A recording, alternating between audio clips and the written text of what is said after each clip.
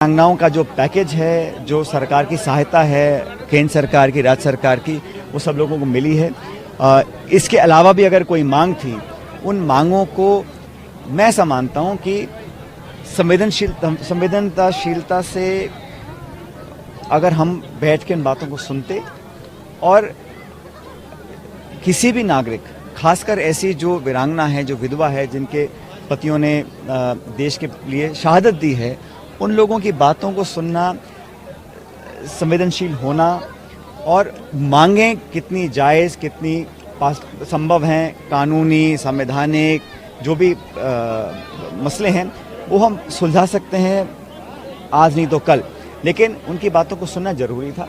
आप सभी जानते हैं कि ये तीनों जो महिलाएं हैं, ये मेरे घर भी आई थी और मेरा घर कोई मेरा नहीं है, सरकार का घर है। वो मेरे पास आई थी, मैंने उनकी बातों को सुना, मेरे घर पे आई, मैंने उनको खाना खिलाया, जूस पिलाया और बहुत उत्तेजित थी, बहुत दुखी थी।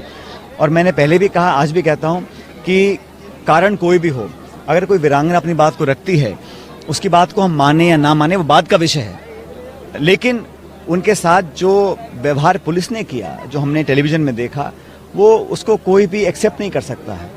और किसी भी नागरिक के साथ अगर कोई इस प्रकार का व्यवहार करता है, उसको हम एक्सेप्ट नहीं कर सकते। खासकर जो महिला हैं, विधवा हैं, और कोई भी कारण रहा हो, उनकी बातों को मानना ना मानना, जायज़ रखना ना रखना, केंद्र सरकार, राज्य सरकार, वो विषय बात का है।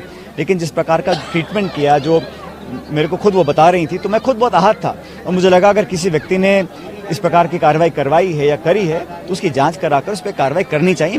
लेकिन इस मुद्दे पर किसी को भी राजनीति नहीं करनी चाहिए। हर व्यक्ति को अपनी बात रखने का अधिकार है। धरना देना, प्रदर्शन करना, मांग रखना, ये हमारे लोकतंत्र की एक पहचान है, इसमें किसी को आपत्ति नहीं होनी चाहिए। देखिए, जहाँ तक नौकरियों की बात है, किसी को 1 या 2 या 3 नौकरी देना न देना, इससे कोई बहुत बड़ा बदलाव आने वाला नहीं है। लेकिन जो मुद्दा अगर मार्मिक है तो उसी तरह उसको डील भी करना चाहिए। हम किसी को कुछ ना भी देना चाहें या समझाना चाहें तो बैठकर, मिलकर, इत्मीनान से, संवेदनशील हो के समझाएं तो मामला बहुत बेहतर बन सकता है। और मुझे नहीं लगता कि इसमें बीजेपी, कांग्रेस, जनता दल इस प्रकार की बातें करनी चाहिए, क्योंकि ये देश जो है, ये किसी एक दल का, एक सरकार विपक्ष का नहीं है। ये पूरे भारतवासियों का देश है और हमारी जो फौज है वो पूरे देश को प्रोटेक्ट करती है। और हमारे जो सैनिक सरहद पर खड़े हैं, जो गोली खा रहे हैं, आज खाने को तैयार हैं, बर्फ़ में, जंगल में, रेगिस्तान में, वो किसी जाति, धर्म, समुदाय, पार्टी, विचारधारा के लिए नहीं है, वो पूरे भारतवर्ष के लिए खड़े हैं। तो उनके मान सम्मान में हमें कहीं कमी आनी नहीं होनी चाहिए और ऐसा लगना भी नहीं चाहिए।